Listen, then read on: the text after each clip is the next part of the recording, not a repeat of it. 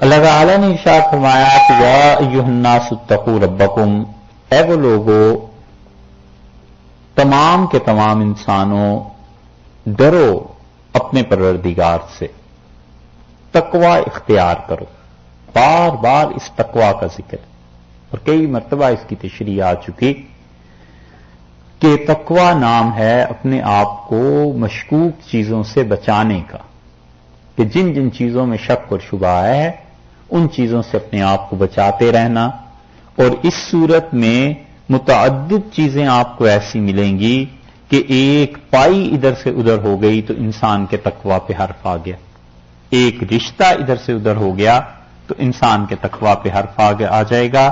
اس لیے شروع ہی یہاں سے پہلی آیت سے کیا ہے اس تلقین کے ساتھ کہ یہ مطلب یہ ہے کہ جتنے بھی مسائل اب اس صورت میں آگے بیان کیے جا رہے ہیں یہ سب اس بات کا تقاضا کریں گے کہ انسان تقوی سے کام لے، کیونکہ اکثر و بیشتر مسائل کا تعلق یا تو مال سے ہے، پیسے سے، اور یا اس کا تعلق عورتوں کے حقوق سے ہے کہ ان کے ساتھ کیسے زندگی بسر کرنی ہے، 2، اور پھر یتیموں سے ہے، 3، اور چوتھی چیز یہ کہ اگر بادشاہ حکمران وقت ہو جائے تو اسلامی مملکت میں کیا کیا کام کرنے ہوں گے۔ 4 چیزیں، 4 ہو گئی، اور 5ویں چیز اللہ کی عبادت، خدا کی توحید۔ ان سب چیزوں کے متعلق بتایا ہے کہ دیکھو کیا کیا کرنا ہے، اور سب سے زیادہ زور یتیموں، عورتوں کے حقوق پر اور نکاح اور اس سے متعلقہ چیزوں پہ دیا ہے کہ کیا کیا چیزیں اسلامی معاشرے میں ہوں گی۔ اس لیے پہلا لفظ ہی یہاں سے شروع فرمایا کہ یا ایھا الناس اتقوا ربکم، اے لوگو ڈرو اپنے پروردگار سے۔ تقوی کا ذکر، اسی طرح جنت، اس میں نہریں اور یہ باغات اور یہ چیزیں، یہ اکثر جگہ پہ آیا ہے۔ اسی طرح جہنم اور اس کی شدائد اور تکالیف، اس کو زیادہ اب ہم بیان نہیں کریں گے، اس کا ترجمہ کر کے انشاءاللہ گزرتے رہیں گے، کیونکہ وہ چیزیں کئی بار آپ سن چکے ہیں، جہاں پہ ضروری کوئی بات ہوئی وہ آپ سے عرض کر دیں گے۔ تو ارشاد فرمایا کہ ڈرو۔ یہاں کیوں ابتدا میں تقوی کا کہا ہے؟ اس لیے کہ آگے آ رہے ہیں مالی مسائل، آگے آ رہے ہیں نکاح کے مسائل، آگے آ رہے ہیں حقوق العباد کے مسائل۔ تو یہ چیزیں ہی ایسی کہ جب تک اللہ کا خوف نہ ہو کون کسی کے مال کی پرواہ کرتا ہے؟ جب تک اللہ کا خوف نہ ہو کون یہ سوچتا ہے کہ مجھ پہ بیوی کے کیا حقوق ہیں، اور بیوی کہاں سوچتی ہے کہ شوہر کے کیا حقوق ہیں، یا مرد اور عورتیں آپس میں کہاں سوچتے ہیں کہ کیا کیا حقوق بنتے ہیں، بہن بھائیوں کے کیا حقوق ہیں، والدہ والد کے اور اولاد کے کیا حقوق ہیں۔ سب کی سب چیزوں کی بنیاد اللہ کے سامنے جواب دینے کا خیال ہے کہ بس اللہ کے ہاں جب پوچھو گی تو پھر انسان اپنے آپ کو ٹھیک رکھتا ہے۔ فرمایا الذی خلقکم من نفس واحدہ، اور وہ اللہ کی ذات جس نے تمہیں پیدا کیا ہے ایک جان سے۔ ایک جان کا مطلب یہ ہوا کہ تم سب کی سب نسل ہو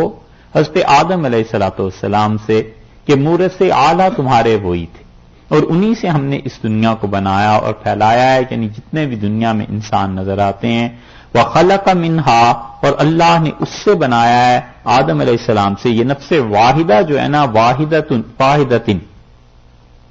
یہ چونکہ نفس واحدہ مؤنث کا صیغہ ہے، مؤنث ہے، اس لیے خلق منہا کو اس کی طرف لائے کہ اس سے پیدا کیا ہے زوجہا، اس کی بیوی کو۔ اللہ تعالی نے اس سے پیدا کیا ہے اس کی بیوی کو۔ پوری کتاب و سنت کا ذخیرہ اس بارے میں کچھ نہیں کہتا کہ حضرت حوا کیسے پیدا ہوئی، بس لے دے کے ایک یہ آیت کریمہ ایسی ہے جس پہ لوگ کہتے ہیں کہ حوا پیدا ہوئی تھی حضرت آدم علیہ السلام کی پسلی سے، لیکن اس کو آپ جب حدیث میں دیکھیں گے کہ رسول اللہ صلی اللہ علیہ وسلم نے کیا ارشاد فرمایا، تو آنظر صلی اللہ علیہ وسلم بس اتنا فرمایا کہ عورت ٹیڑھی پسلی سے پیدا کی گئی۔ مفسرین میں اور محدثین میں پورا گروہ اس طرف گیا ہے کہ وہ کہتے ہیں اس کا مطلب یہ نہیں ہے کہ آدم علیہ السلام کی کوئی ٹیڑھی پسلی تھی اور اس سے حوا پیدا ہو گئی، بلکہ مطلب یہ ہے کہ عورت کی سرشت کی طرف اشارہ ہے، اس کی نفسیات کی طرف اشارہ ہے، عورتوں کی کیفیت کی طرف اشارہ ہے کہ بعض اوقات وہ ناسمجھی کی وجہ سے، بعض اوقات جذبات کے غلبے کی وجہ سے کسی بات پر اصرار کرنے لگتی ہیں، تکرار کرنے لگتی ہیں۔ اس چیز کو تعبیر کیا گیا ہے کہ یہ ٹیڑھی پستی ہے، یعنی مطلب یہ ہے کہ بنیادی طور پر خدا نے اس میں یہ چیز رکھی ہے اور تم اس کی وجہ سے احتیاط کرنا، اور وہ رسول اللہ صلی اللہ علیہ وسلم فرمایا تم اسے سیدھا کرنے کی کوشش نہ کرنا، اگر کرو گے تو کثرت طلاق، تم سے طلاق دے بیٹھو گے۔ اس کی تو عادت ہے، اللہ نے رکھی ہے، مزاج بنایا ہے، اور اس میں بڑی مصلحت ہے۔ اب اللہ تعالیٰ پہ تو کوئی نہیں اعتراض کر سکتا کہ اللہ آپ نے یہ اس میں کیوں رکھا اور مرد میں ایسا جذبہ کیوں نہیں رکھا، بس ایک چیز ہے، خدا کی اپنی مصلحتیں اور حکمتیں۔ تو اس لیے جتنی بھی عورتیں ہیں یا حضرت حوا تھیں وہ مرد کی پسلی سے پیدا ہوئی تھیں یا نہیں ہوئی تھیں، اس کے بارے میں محدثین اور مفسرین کہتے ہیں کتاب و سنت میں تو یہ بات ہے نہیں، البتہ تورات میں چونکہ یہ آ گیا ہے کہ حوا پیدا ہوئی تھیں حضرت آدم علیہ السلام سے، اس لیے اس کی باز گشت ہمارے ہاں کہیں کہیں سنائی دیتی ہے، مفسرین اس کو لکھ دیتے ہیں۔ مگر محققین کہتے ہیں کہ یہاں سے پتہ چلتا ہے کہ من نفس واحدہ، ایک جان سے اللہ نے بنایا اس ساری دنیا کے انسانوں کو، اور عورت کو پیدا کیا اس سے، یعنی اس کی جنس سے، کہ جس طرح انسان ایک الگ چیز ہے، فرشتے ایک الگ چیز ہیں، جنات کی قوم ایک الگ چیز ہے، جانوروں کی سپیشیز الگ ہیں، وہ ایک الگ چیز ہے، اسی طرح انسان کو آپ دیکھیں تو انسان میں اللہ تعالی نے اس کی جنس میں دو کو پھر پیدا کر دیا، ایک حوا کو اور ایک آدم کو۔ حوا کب پیدا ہوئی، کیا ہوا، اس کے بارے میں کچھ باتیں وہاں بھی گزر چکی ہیں، سورہ بقرہ میں جہاں آیا تھا کہ اللہ تعالیٰ نے ان دونوں سے کہا کہ تم جنت میں جاؤ اور وہاں رہو۔ بہرحال خلاصہ اس گفتگو کا یہ ہے کہ محدثین اور مفسرین میں جو محققین ہیں، تحقیق والے حضرات، وہ کہتے ہیں کہ کتاب و سنت کو اس بات سے کوئی بحث ہی نہیں ہے کہ وہ کیسے پیدا کی گئی، بس اتنا پتا ہے کہ رسول اللہ صلی اللہ علیہ وسلم نے اس کی سرشت کی طرف اشارہ کیا۔ وَبَثَّ مِنْهُمَا، اور اللہ تعالیٰ نے کیا کیا، ان دونوں سے پھیلایا، رجالن مردوں کو، کثیرن کثرت سے، ونساء اور عورتوں کو بھی کثرت سے عورتیں اور مرد ان دو کی وجہ سے دنیا میں پھیلے، یعنی آگے کو اللہ نے ان کی نسل میں برکت دی، اور اللہ تعالیٰ نے نسل انسانی کو چلایا یہاں تک کہ حضرت نوح علیہ الصلوۃ والسلام کا زمانہ آ گیا۔ اور حضرت نوح علیہ الصلوۃ والسلام کے ساتھ جو ان کے ماننے والے تھے 100 سے بھی کم افراد، وہ سارے کے سارے مرد اور عورتیں اس کشتی پہ آ گئے، اور باقی جو انسانیت تھی، انسان تھے جو دنیا میں خدا کے نافرمان، وہ ختم ہو گئے۔ اس لیے حضرت آدم علیہ الصلوۃ والسلام کے بعد حضرت نوح علیہ الصلوۃ والسلام کو بھی ابو البشر ثانی کہتے ہیں، یعنی بشروں کا، انسانوں کے جو دوسرے باپ تھے وہ سیدنا نوح علیہ الصلوۃ والسلام تھے۔ پھر ان کے بعد ان کے بیٹوں سے آگے اولاد ہوئی ہے، اور پھر نسلیں ان کے بیٹوں سے چلی ہیں، اور پھر وہ دنیا کے مختلف حصوں میں گئے، یہاں تک کہ مورخین نے لکھا ہے، اللہ جانے یہ روایت صحیح ہے یا غلط، لیکن مورخین کہتے ہیں کہ حضرت نوح علیہ الصلوۃ والسلام کے بیٹے یا پھر ان کے پوتے کا نام تھا ملتان، وہی جو ملتان ہے نا پاکستان میں، وہ کہتے ہیں یہ بستی ان لوگوں نے آ کے آباد کی تھی، وہ کہتے ہیں اس وقت سے اس کا نام یہ چلا آتا ہے، لیکن جو قدیم تاریخ آپ دیکھیے تو نام تو اس کا آج سے 1000 سال پہلے بھی یہی ملتا تھا۔ حضرت علی حجویری رحمۃ اللہ علیہ کشف المحجوب لکھی ہے، بڑے قدیم بزرگ ہیں، انہوں نے بھی ملتان ہی اس کا نام رکھا ہے، ملتان کہیں لکھ دیتے ہیں اور کہیں واو کے اضافے کے ساتھ ملتان لکھ دیتے ہیں، لیکن بہرحال سے آدم علیہ الصلوۃ والسلام کے بعد دوبارہ جو دنیا شروع ہوئی ہے تو اللہ تعالی نے برکت دی، اور اللہ نے فرمایا بث منہما رجالا کثیرا ونساء، اور بہت زیادہ پھیلے مرد اور عورتیں، بہت ان کی نسل انسانوں میں، واتقوا اللہ، اور دیکھنا ڈرو اللہ سے۔ پھر آ گیا تقویٰ، اللہ سے ڈرو، کیوں؟ الذی، جس اللہ کی وجہ سے تسالون بہ، تم سوال کرتے ہو ایک دوسرے سے، اس اللہ سے ڈرو جس کی وجہ سے تسالون، دو ترجمے اس کے ہوتے ہیں، ایک تو یہ کہتے ہیں کہ یہ تھا اصل میں تتساءلون، اور ایک تا کو درمیان میں سے نکال دیا گیا، اور یہ آتا ہے باب تفاعل سے، اور تفاعل کا مطلب یہ ہے کہ ایک دوسرے کے ساتھ تعلق کا ہونا، تو تسالون کا مطلب تم ایک دوسرے سے سوال کرتے ہو اللہ کا نام لے کے، یعنی کہتے ہو کہ اللہ کے واسطے یہ کر دیں، اللہ کے نام پہ یہ کر دیں، اور اسی لیے حدیث میں آیا ہے کہ حضرت صلی اللہ علیہ وسلم نے فرمایا جب تم سے کوئی اللہ کے نام پہ مانگے تو نہ کرو، یہ ہے وہ تسالون بہ والارحام. اور فقہا نے اس کی تشریح میں لکھا ہے کہ وہ کہتے ہیں اگر قرائن سے سیاق و سباق سے دیکھنے سے پتا چل جائے کہ یہ پیشہ ور آدمی ہے، ہٹا کرتا ہے، یا یہ کہ پیشہ اس کا مانگنا ہے، تو پھر تو چاہے اللہ ہی کے نام پہ مانگے نہ دیا جائے. لیکن آثار، قرائن، شواہد، کسی کی گواہی یا اپنا وجدان یہ بتاتا ہو کہ ہے واقعی یہ صحیح آدمی، لیکن اس پہ حالات ایسے آ گئے ہیں جیسے مسافر ہے، جیسے کسی کو ضرورت پیش آ جاتی ہے، تو پھر وہ اللہ کے نام پہ مانگے. تو اس کے متعلق وہ حدیث ہے کہ رسول اللہ صلی اللہ علیہ وسلم نے فرمایا اللہ کے نام پہ کوئی تم سے مانگے تو اسے نہ کرو. واتقوا اللہ، ایک تو ترجمہ یہ ہوا کہ تم مانگتے ہو ایک دوسرے سے اللہ کے نام پہ. ایک تو اللہ سے ڈرنا جس کے نام کا کو لے کے تم ایک دوسرے سے مانگتے ہو، والارحام، اور دوسرے خیال کرنا اپنے رحم کا، اپنے رشتوں کا، اپنی رشتہ داریوں کا.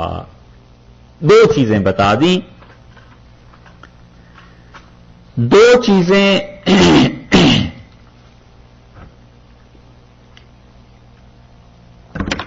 چیزیں ارشاد فرما دی بالکل شروع میں سے، بالکل شروع سے. فاتقوا اللہ الذی تسالون بہ،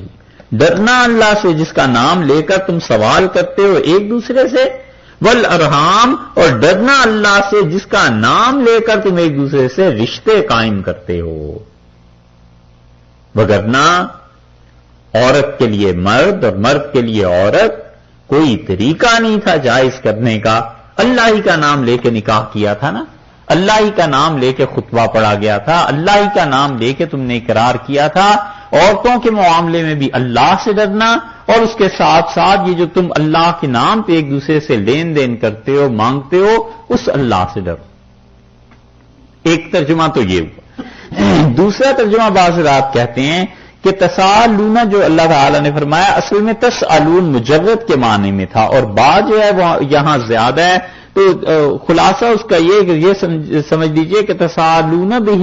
تم اللہ تعالی سے سوال کرتے ہو، جس اللہ کے سامنے تم ہاتھ پھیلاتے ہو، جس اللہ سے تم مانگتے ہو، ڈرو اس سے کہ تمہارا روز کا واسطہ اس ذات سے پڑتا ہے. اس ذات کا خیال کرو جو تم پہ اتنے انعامات کرتی ہے، تمہاری دعاؤں کو قبول کرتی ہے، اس کے سامنے ہاتھ پھیلاتے ہو، اس اللہ سے ڈرو. اور وہ اللہ والارحام جس نے ان رشتوں کو قائم کیا ہے نا تمہارے ایک دوسرے کے ساتھ، اس اللہ سے ڈرنا. یہ رشتے خود بخود قائم نہیں ہو گئے. والدین جو بنے ہیں اور بیٹے بیٹیاں جو بنے ہیں اور میاں بیوی جو بنے ہیں اور بہن بھائی جو بنے ہیں، یہ سب کے سب رشتے اللہ نے قائم کیے ہیں اور اللہ نے ان کے حقوق رکھے ہیں. تو دیکھو آگے تذکرہ آ رہا ہے، ان حقوق کا ہم بیان کریں گے. مراد اللہ تعالیٰ کی یہ ہے کہ آگے چل کے وہی تذکرہ آ رہا ہے، ہر موقع پہ مجھے یاد کرتے رہنا میں نے ان کے حقوق متعین کیے ہیں، میں نے وراثت میں حصہ دیا ہے، میں نے یتیموں کے احکامات بتائے ہیں، خبردار مجھے نہ بھولنا. تو دو ترجمے ہو گئے. ایک تو یہ کہ واتقوا اللہ الذی، ڈرو اس پروردگار سے، اللہ سے جس کا نام لے کے ایک دوسرے سے سوال کرتے ہو، والارحام، اور جس کا نام لے کے تم ایک دوسرے سے رشتے قائم کرتے ہو، اور جس کا نام لے کے رشتے مانگنے بھی جاتے ہیں. رشتے مانگنے بھی جاتے ہیں نا، اللہ کا واسطہ ہے یہ رشتہ کر دیجیے، اور پھر جب ہو جاتا ہے پھر وہ اللہ بھول جاتا ہے، پھر وہ اللہ نہیں یاد آتا. حقوق کی ادائیگی کے وقت میں اللہ نے کہا میرا نام لے کے یہ سارے کام ہوتے ہیں. ایک اور دوسری ترجمہ یہ کیا گیا ہے کہ الذی تسالون بہ، جس اللہ کے سامنے تم ہاتھ پھیلاتے ہو، والارحام، اور جس اللہ کا نام لے کے تم نے رشتے قائم کیے ہیں نا، وہ اللہ تمہارا جانا پہچانا ہے، اس کا خیال کرنا. ان اللہ کان علیکم رقیبا، اور اللہ تعالیٰ کیا ہے، علیکم تمہارے اوپر رقیبا، نگران ہے. رقیب نگران، مراقبہ، کسی چیز پر توجہ کو قائم کرنا. رقبہ کہتے ہیں نا گردن کو، تو آدمی گردن جدھر بھی پھیر لیتا ہے مطلب یہ کہ غور سے دیکھتا ہے نا. تو رقیب کا مطلب جو غور کرتا رہتا ہے، جو ہر وقت نگران رہتا ہے، اس کو کہتے ہیں رقیب. ایک اردو والا رقیب بھی ہے شاعروں کا، وہ بھی ایسا ہی ہے کیونکہ وہ بھی دیکھتا رہتا ہے کہ یہ کیا کر رہا ہے اور کیا نہیں کر رہا. اس رقیب پہ بھی دو باتیں آپ سے عرض کریں. ایک تو عربوں کا ایک شاعر ہے، وہ کہتا ہے کہ میری محبوبہ بھینگی ہے، دیکھو محبت جب ہونا تو آدمی کہاں کہاں سے سوچ کے اپنے محبوب کے اچھی باتیں لاتا ہے. کہتا ہے میری محبوبہ بھینگی ہے اور اس کے بھینگے ہونے کا مجھے بڑا فائدہ ہے. حالانکہ بھینگی کوئی خاتون ہو تو پھر ذرا کم ہی لوگ توجہ کرتے ہیں. تو اس نے کہا میری محبوبہ بھینگی ہے، اس کا بہت بڑا فائدہ مجھے ہوا، اور وہ یہ کہ رقیب سمجھتا ہے اسے دیکھ رہی ہے، در حقیقت مجھے دیکھ رہی ہوتی ہے. رقیب یہ سمجھتا ہے کس سے دیکھ رہی ہے اور در حقیقت وہ مجھے دیکھ رہی ہوتی. اور وہ غالب وہ بھی کہتے ہیں سب رقیبوں سے ہو ناخوش، پرزنان مصر سے ہے زلیخا خوش کے محو ماہ کناں ہو گئی. کیا غضب کی بات کہی. چلو یار تفسیر پڑھ. ارشاد فرمایا ان اللہ کان علیکم رقیبا، اور اللہ تعالیٰ تمہارا نگران ہے، دیکھ رہا ہے ایک ایک حرکت کو. اور اس لیے تقوی کا ذکر 2 بار کر دیا، یا ایھا الناس اتقوا ربکم واتقوا اللہ، اور ڈرو اللہ سے. اللہ سے محبت ہونا انسان کو پھر یہ سب چیزیں زیادہ سمجھ میں اچھی طرح آتی ہیں کہ اللہ کی ذات کوئی غیر نہیں، کوئی اور نہیں، اور کوئی قہر اور عذاب اور یہ چیزیں اسے کیا پڑی ہے ان چیزوں کی. وہ اللہ کی ذات اپنے ہی بندوں کے ساتھ ہے، اپنے بندوں پر مہربان ہے، اپنے بندوں کا خیال رکھنے والی ہے. اور اتنی محبت ہے کہ بار بار توجہ دلاتے ہیں کہ دیکھو میری طرف آ جاؤ، میری طرف لوٹو، میرا خیال رکھنا، مجھے نہ بھلانا، اور میرا خوف رہنا چاہیے. میرا نام لے کے ہی ذبح کرتے ہو، میرا نام لے کے ہی نکاح کرتے ہو. تو دیکھو ہم تمہارے ایک ایک بات کو دیکھ رہے ہیں. پہلی بات جو